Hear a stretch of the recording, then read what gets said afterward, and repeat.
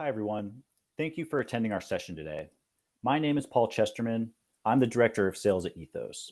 Today, I'll be giving you an overview of how EthOS works and how it can be leveraged for generative CX and UX research. I'm going to start off going through a few slides to give you some background on the platform. Then we'll jump into a live demo so you can see it in action as we go through a use case. The platform was developed by ethnographer C. Max Solari, who came up with the name EthOS. If you're wondering why the O and the S are capitalized, it's because EthOS actually stands for Ethnographic Observation System. The reason I'm bringing up our past is because it helps explain who we are today. One of the core reasons why CMAC developed EthOS was to drive customer empathy within organizations by giving them a lens into the everyday lives and experiences of their customers.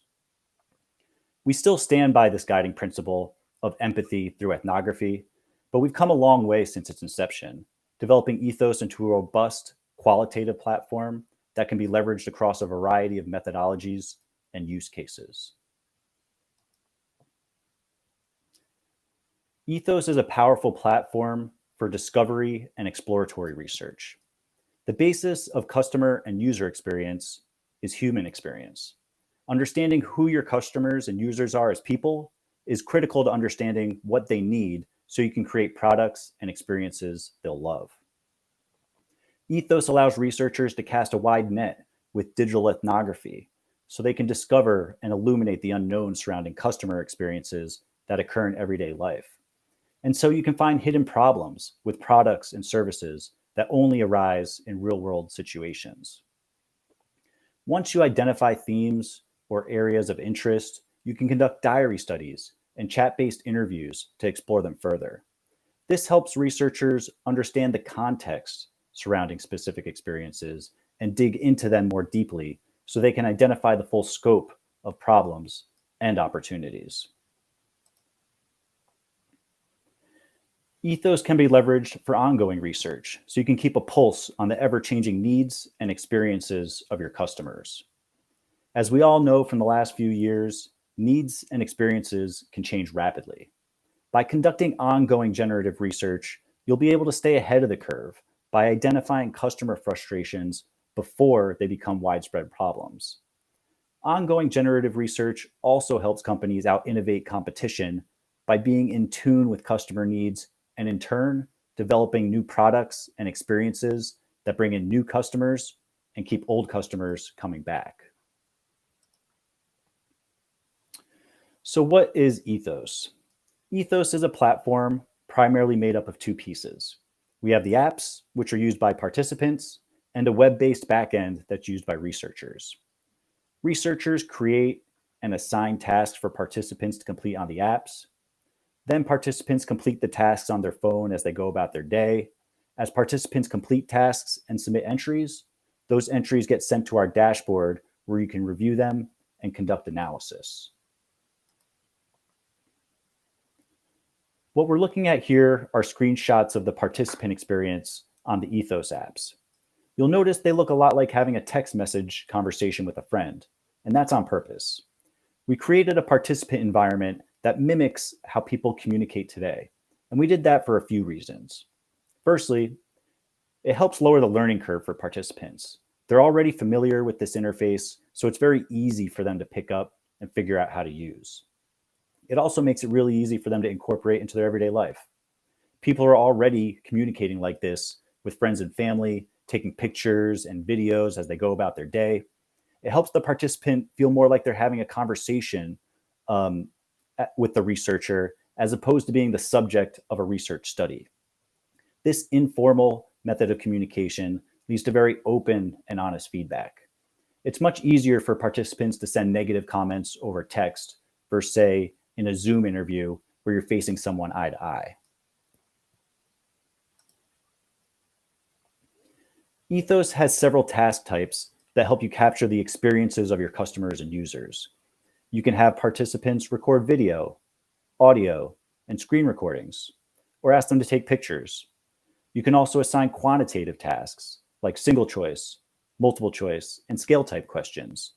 These mixed method task types allow you to capture a well-rounded view of the experiences your customers face in the real world. The power of a smartphone-based system lies in its ability to capture experiences as they happen. Everyone's attached to their cell phone these days, which allows researchers to be in the moment with their customers and see the world through their eyes. Ethos studies can be moderated or unmoderated. Some researchers just want to collect videos and task-based data from participants without any follow-up questions, and that's fine.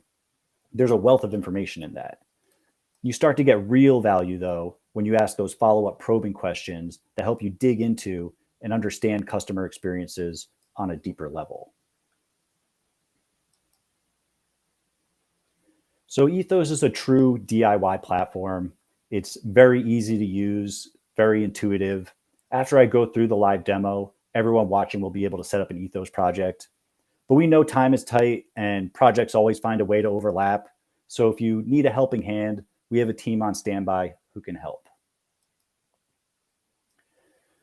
So to set the stage for the live demo, we'll be going through a use case that revolves around a fictional coffee brand. The objective of the coffee brand is to better understand the context surrounding the coffee drinking habits and experiences of their customers. So we'll be looking at when, why, and where customers are drinking coffee throughout the day. We're also interested in learning about specific experiences, like ordering coffee on our website. By gaining a better understanding of the habits and routines of our participants, we're also hoping to come up with some new product ideas. So now let's jump into the live demo. So when you first log into Ethos as a researcher, you have your list of projects page. So you have all your active, pause, and closed projects with a little bit of high-level information on each one to let you know what's going on. As a DIY platform, the first thing I want to show you how to do is how to set up a project. So you click the new project button in the top left, and then you're brought to our one-page project setup wizard. So the first thing you want to do is add a project name. I'm going to call this Coffee Routines and Experiences. The first thing you'll notice is that we have this simulator built in along the right.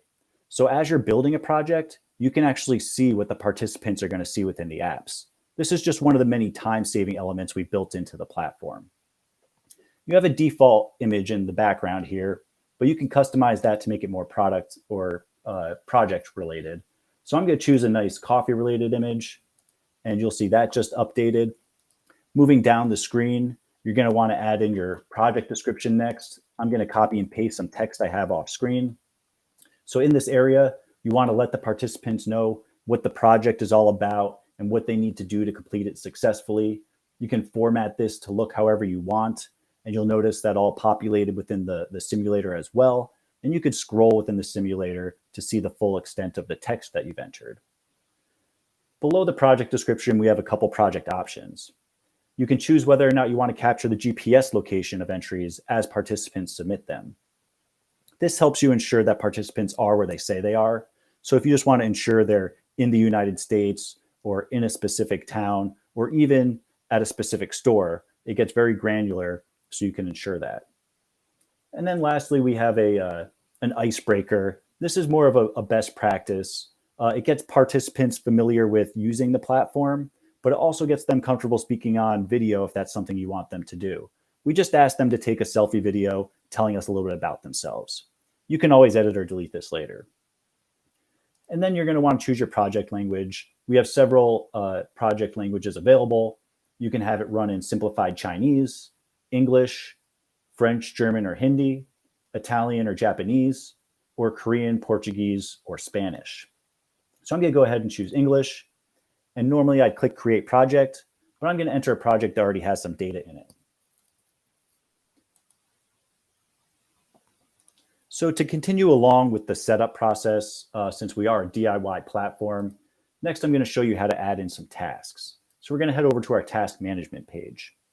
To add a new task, you click the button in the top right, and then you're brought to a page that's very similar to our project setup. We have the simulator along the right, so you can see what the participants are going to see on their task screen. But the first thing you want to do is select your task type. We have a number of different task types available to help you capture the experiences of participants as they're going about their day. You can have them take pictures or video, respond via open-ended text. And then we have some quantitative question types like range, which is scale, single choice, multiple choice. And then we have an all media option. So this essentially lets the participant decide how they want to respond. There's just certain situations where people are more comfortable responding via audio or open text versus, say, on video. So I'm going to make this all media. I'm going to give my task a title, call it your next coffee. I have some text off screen that I'm going to include for our instructions and copy and paste that in there. So in this task, we're asking the participants, the next time you have a coffee, take a video of it and tell us why and where you're drinking it. So the goal of this task is to start to gain a contextual understanding of our customers' coffee drinking habits and routines. And you can see this populated in the simulator. All the participant has to do is click this plus button on the bottom of the screen to add their entry. So we have a few task-related options you could choose from.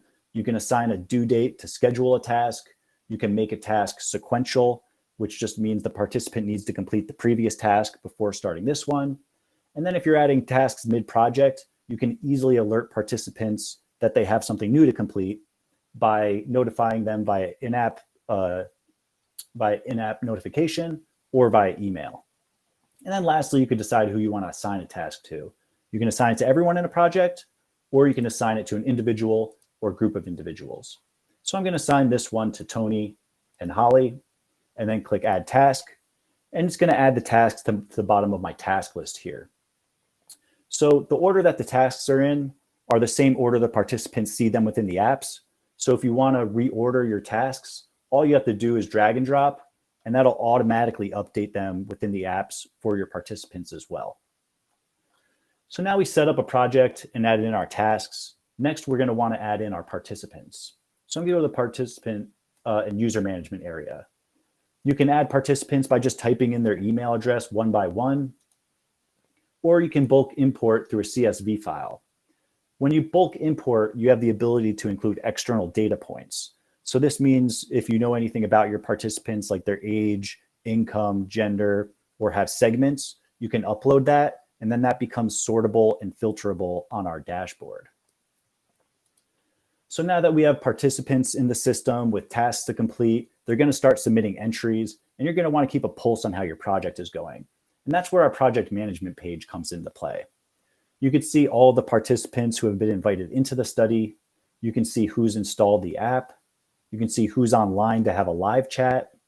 You can see what % of tasks have been completed so far, so you know who you have to follow up with.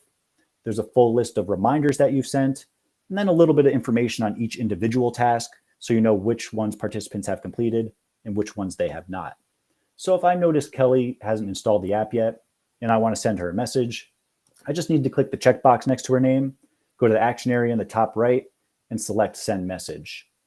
If I want to send a system-wide message to everyone in the project, I can select All and do the same thing. Go to the action area and say, hey, everyone, please remember to complete your task for today.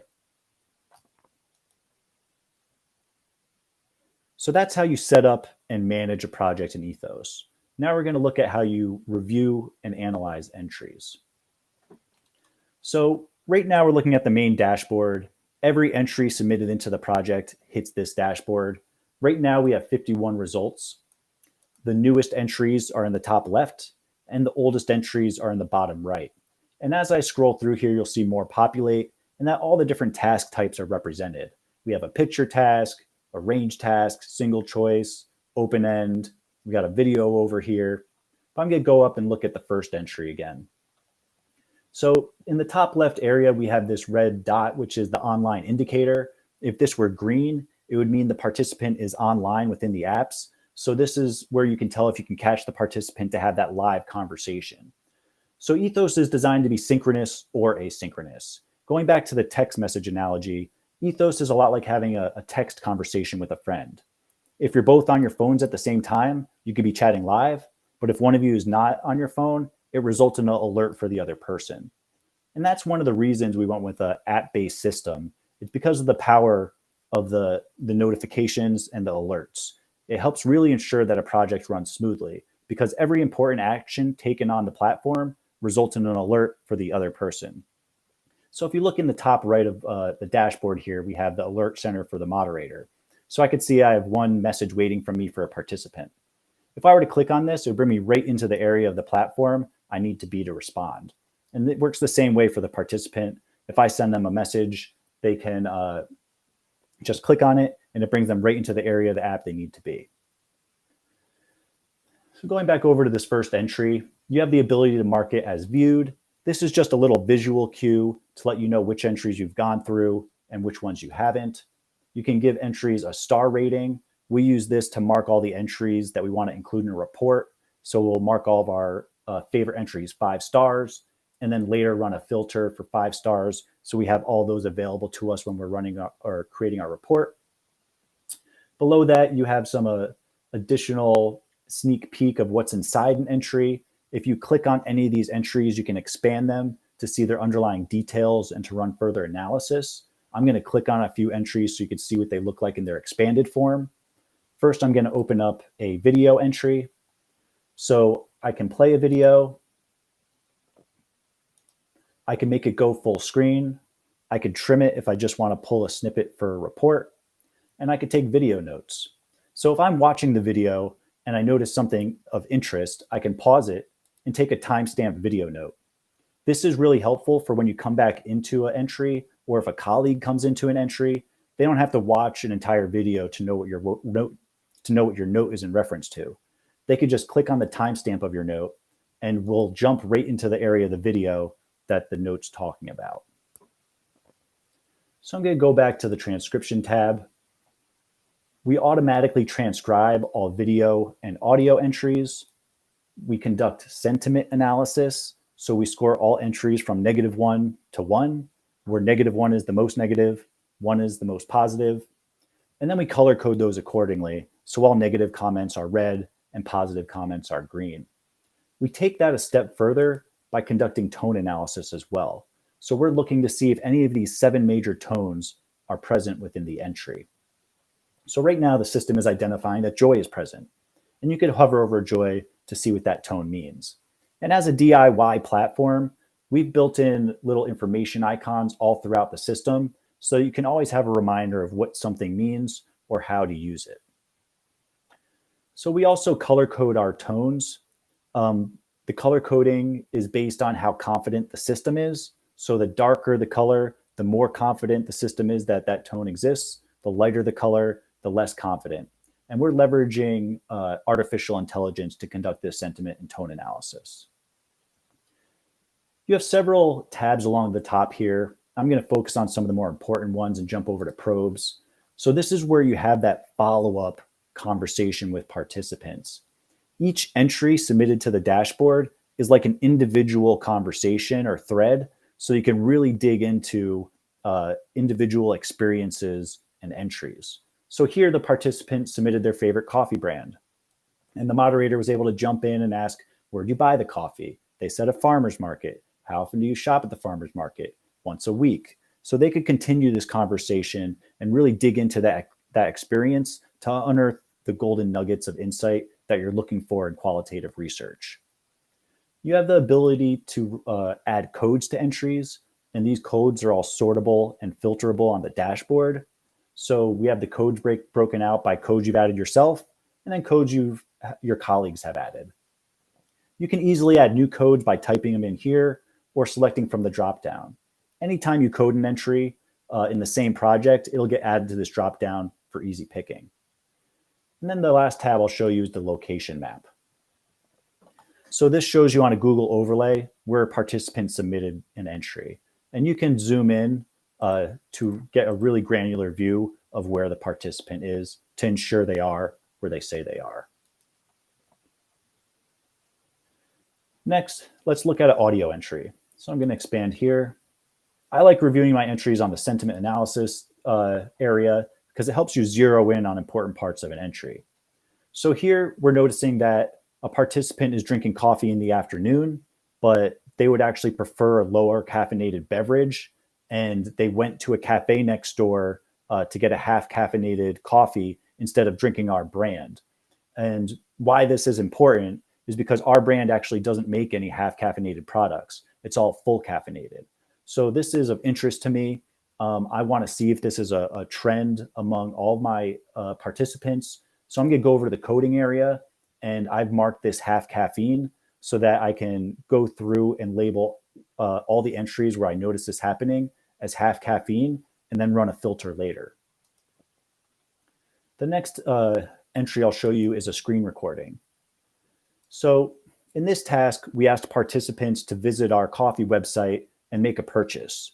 This participant wanted to order their favorite coffee blend called the Richmond blend, and they actually wanted a subscription because they like it so much. But as they're going through trying to order on the website, they can't actually figure out how to order a subscription, and they end up making a one-time purchase. And obviously, this is not what the company wants. They want those subscriptions and recurring orders versus the one-time purchases. So this is an area where we need to make improvement to our user interface so it's easier for our users to navigate.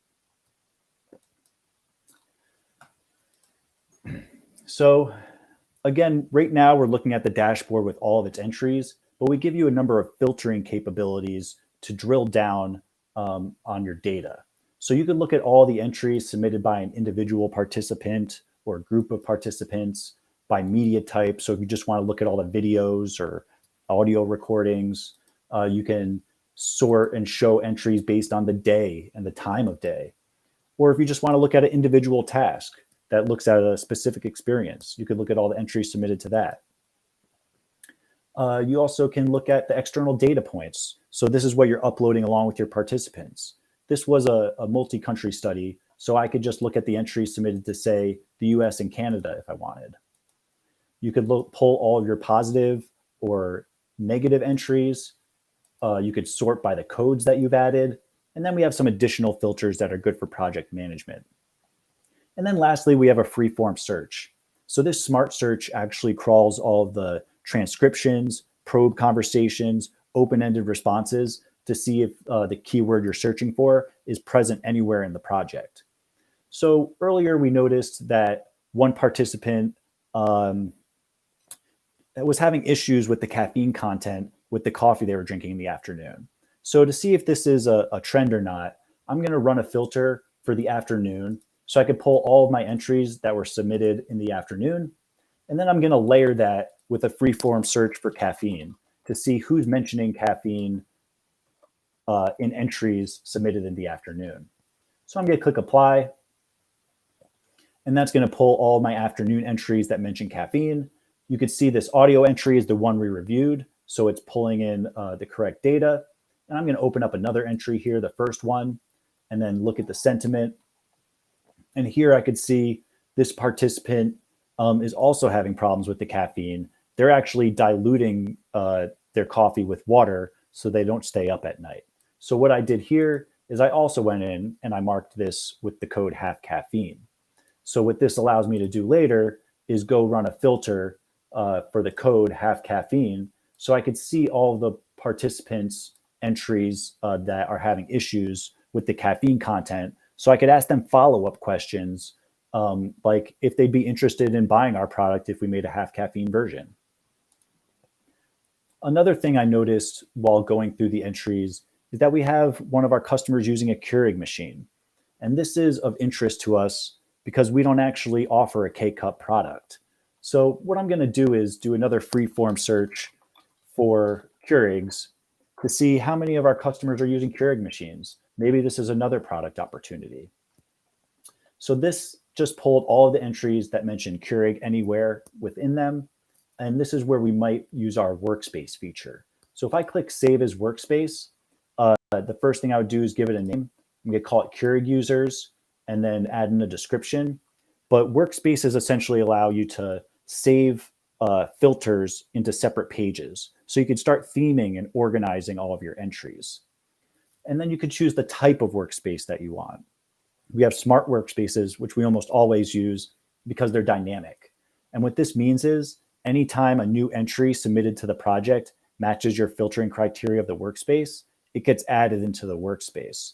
So this is really powerful because if I knew in the beginning of the study that I was going to be interested in Keurig users, I could set up this workspace at the beginning of the project or before the project even started to automate my theming.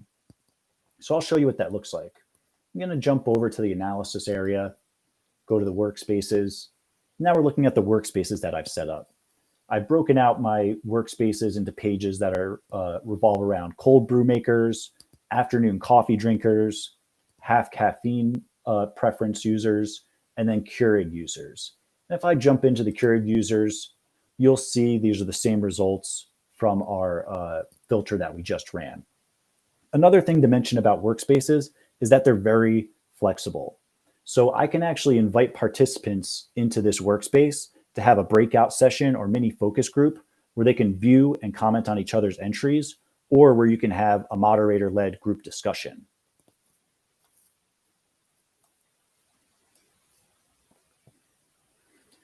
So we built a few out-of-the-box reports to help you get to insight faster. I'm going to show you a few of them in our analysis dropdown.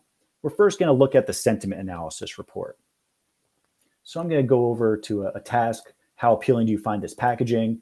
So we put a packaging concept in front of participants so that we can get a quick read on if they had positive or negative sentiment towards it. But this is also really good for getting feedback or quick reads on experiences. So this question easily could have been, how is your experience going through our drive-through, or calling into support, or navigating our website? And then I can see that 42% of participants had a positive experience, 28% had a negative. And then you could see the associated positive and negative comments right below the scores. So I could switch over to my negative entries to see those comments, because a lot of times those are more interesting. We could see that Tony didn't like it. He wouldn't buy it. It's too plain, doesn't stand out. And that Richa felt the colors weren't great. She'd like darker colors and doesn't think the packaging gives off the feeling that it contains coffee. So what I could do here is expand the entry, jump into probes, and start asking follow-up questions to dig into the participants' likes and dislikes. So here we were able to say, hey, what if we added this image to the packaging? Do you think it would help portray that it contains coffee? So then you could start making those corrective actions based on the participant feedback. We also have a few out-of-the-box reports for our quantitative question types. They look similar for multiple choice, single choice range. So I'm just going to show you the single choice report. We have a bar chart here. You can hover over the bars for the underlying counts, and then we have it in table format below. You can also export this to CSV if you want to run your own analysis in, say, SPSS or Q. And then the last report I'm going to show is the trending report. The trending report is a great place to begin your analysis. It tracks how often words are used throughout a project. So as a coffee project, it makes sense that coffee was used the most often. But as I'm scrolling through looking at these, I see afternoon is mentioned quite a few times, and then caffeine is mentioned a bunch. So maybe this is where I start to unearth that we're having a problem with our product among afternoon coffee drinkers because of the caffeine content. And you could actually click on any of these keywords, and it'll open up a page with all the entries that mention them. So that's the end of our live session. Now, so to recap the coffee use case, we identified a few problems which could be turned into opportunities. Some of our customers use single-serve coffee machines like Keurigs, so we should consider making a K-cup. We have a subset of customers who drink coffee in the afternoon, but use other brands because we don't offer a half caffeinated version, so we should consider making a half calf coffee line. And then lastly, we noticed some users were having issues ordering subscriptions on our website, so we need to make improvements to our usability. So that's everything I planned on going over today. Thank you so much for attending our session. Feel free to send over any questions in the chat or even contact me directly. I would be happy to answer any questions you have. Thank you.